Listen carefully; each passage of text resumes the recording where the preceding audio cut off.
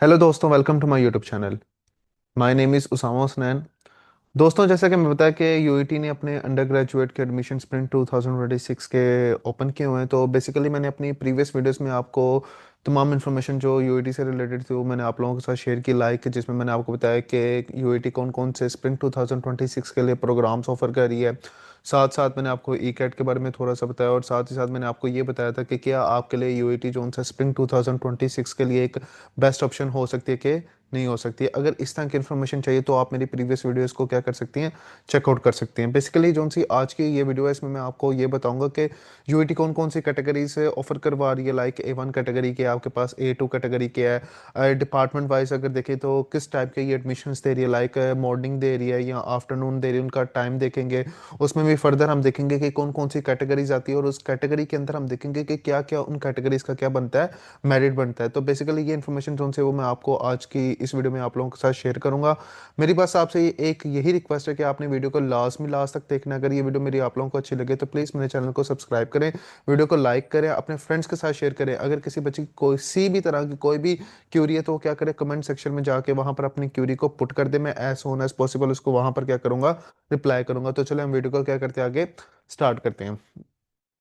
जैसा कि यूआईटी के स्प्रिंग 2026 के एडमिशन्स ओपन हुए हुए हैं, तो मैं अब यहाँ पर आ जाता हूँ ना डॉक फाइल पर।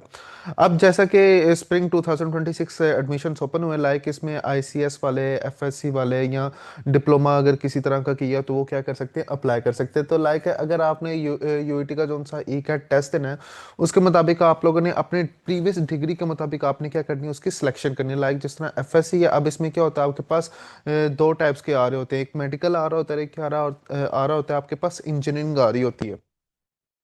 तो अगर मेडिकल वाले हैं तो उन्होंने मेडिकल वाला ई कैट सेलेक्ट करना है। अगर प्री इंजीनियरिंग वाले हैं तो उन्होंने क्या करना है, अपना प्री इंजीनियरिंग के मुताबिक क्या करना है, अपना ई कैट को सिलेक्ट करना है। इसी तरह आईसीएस वालों ने अपनी डिग्री के मुताबिक करना है, और डिप्लोमा वालों ने अपने डिप्लोमा के मुताबिक क्या करना है, ई कैट को सिलेक्ट करना है।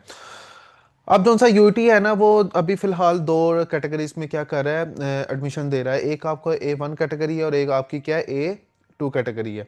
अब अगर ए वन और ए टू कैटेगरी को देखें ना, तो बेसिकली इनमें डिफरेंस क्या है कि इनमें ना आ जाते हैं आपके पास फी के रिलेटेड आ जाता है, ई कैट्स के बारे में आ जाता है कि अब कई ऐसे प्रोग्राम्स हैं जो ए टू कैटेगरी के, उनका आपको ई कैट देना है। और कोई ऐसे भी प्रोग्राम्स हैं जो ए टू कैटेगरी में आते हैं लेकिन उनका ई कैट क्या नहीं होता, रिक्वायर्ड नहीं होता। लाइक जिस तरह अगर आप देखिए बिजनेस से रिलेटेड कोई है, या मैथमेटिक्स से है, या इस्लामिक स्टडीज से है, तो ये ज़्यादातर जोन से होते हैं ना, यूईटी जोन है ना, इनको ए टू कैटेगरी में रखते हैं और इनका ई कैट आपसे नहीं कंडक्ट करवाता। लेकिन जिस तरह के कंप्यूटर साइंस के हैं, डाटा साइंस के हैं, साइबर सिक्योरिटी है, एआई है, इस तरह के जितने भी आप लोगों के पास फील्ड्स हैं ना, तो वो भी ए वन कैटेगरी में आते हैं और ए टू कैटेगरी में आते हैं। और इनका ई कैट क्या होता है, रिक्वायर होता है। आपने दोनों का क्या करना होता है, ई कैट देना होता है। अब ना हम डिपार्टमेंट वाइज देखते हैं कि किस तरह चीज़ों को ये लोग हैंडल करते हैं। जिस तरह एक बच्चा है कंप्यूटर साइंस डिपार्टमेंट में क्या लेना चाहता है, एडमिशन लेना चाहता है। अब उसके पास हम देखते हैं कि इस डिपार्टमेंट्स में उसके पास कितनी कितनी ऑप्शंस हैं। जो उनसे उसके पास फर्स्ट ऑप्शन आती है वो आती है कि उसने क्या लेना है, मॉर्निंग में लेना है या आफ्टरनून में एडमिशन लेना है। ठीक है, दो ऑप्शंस आ रही हैं डिपार्टमेंट वाइज ना, मॉर्निंग में या आफ्टरनून में। इसी तरह अगर कोई बच्चा डाटा साइंस में लेना चाहता है, एआई में लेना चाहता है, साइबर सिक्योरिटी में लेना चाहता है, तो उसके लिए भी क्या होंगी, दो ही ऑप्शंस होंगी, जिसमें होंगी एक मॉर्निंग होगा और एक क्या होगा, आफ्टरनून होगा। अब जो सा मॉर्निंग है उसकी टाइम है आज सुबह 8 से लेकर शाम 4 बजे तक, और जो उनसे आफ्टरनून वाले उनकी टाइमिंग क्या है, सुबह 12 बजे से लेकर शाम 8 बजे तक क्या होंगी उनकी क्लासें क्या होंगी, चलेंगी।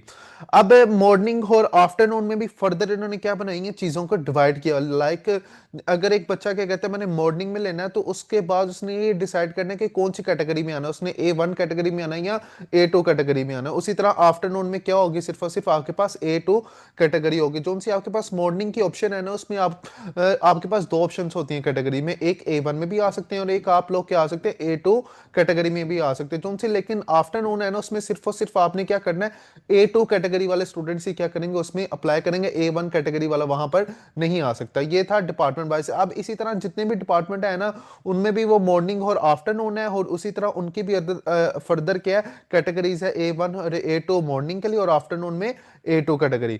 अब इसके साथ हम देखते हैं कि अगर कोई बच्चा जो उनसे है वो कहता है कि मैंने कंप्यूटर साइंस डिपार्टमेंट में मॉर्निंग में A1 कैटेगरी में अगर एडमिशन लेना है, तो उसका मेरिट कैलकुलेशन क्या होगी, उसका एग्रीगेट मैक्सिमम से मैक्सिमम क्या बनेगा, तो वो देख लेते हैं। अब जो सा एक बच्चा जो सा कंप्यूटर साइंस में मॉर्निंग में A1 कैटेगरी में अगर उसका एडमिशन लेना चाहता है, तो उसके लिए जो सा उसका जो सा है ना मेरिट जो सा एग्रीगेट वो 80% से अबव होना चाहिए।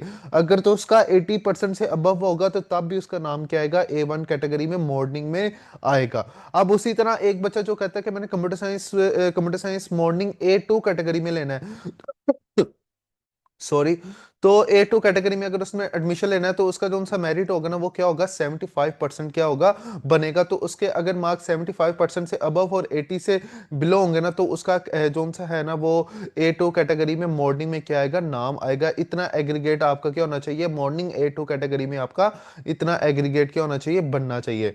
उसी तरह अब जो सा बच्चा है वो कहता है कि मैंने आफ्टरनून में आना है और A2 कैटेगरी में आना है, तो उसका जो सा एग्रीगेट होगा वो क्या बनेगा, 65 से 67 के दरमियान क्या होगा, बनता है इसका ना एग्रीगेट, अगर आपने आफ्टरनून A2 कैटेगरी में क्या लेना है, एडमिशन लेना है।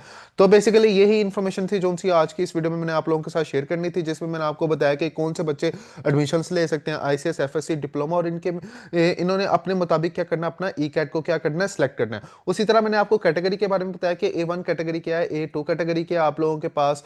इन दोनों के क्या होते हैं, ई कैट रिक्वायर होते हैं, और कई ऐसे जो उनसे यूएटी जो उनसे प्रोग्राम्स ऑफर करवाते हैं जो A2 कैटेगरी में होते हैं, लेकिन उनकी क्या नहीं होती, ई कैट रिक्वायर्ड नहीं होते, जिस तरह मैथमेटिक्स, इस्लामिक स्टडीज। उसी तरह फिर मैंने आपको बताया कि अगर कोई डिपार्टमेंट है, अगर वो कोई एडमिशन अपने ओपन करते तो उसमें कितनी आप लोगों के पास ऑप्शन होती हैं, दो टाइप्स की ऑप्शन होती हैं, एक मॉर्निंग होता है, एक क्या होता है आपके पास, आफ्टरनून होता है। तो मॉर्निंग में A1 और A2 कैटेगरी के स्टूडेंट्स एडमिशन ले सकते हैं, और जो सा आफ्टरनून है उसमें A2 कैटेगरी के क्या ले सकते हैं, स्टूडेंट एडमिशन ले सकते हैं, लेकिन उसमें A1 कैटेगरी का बच्चा नहीं आएगा।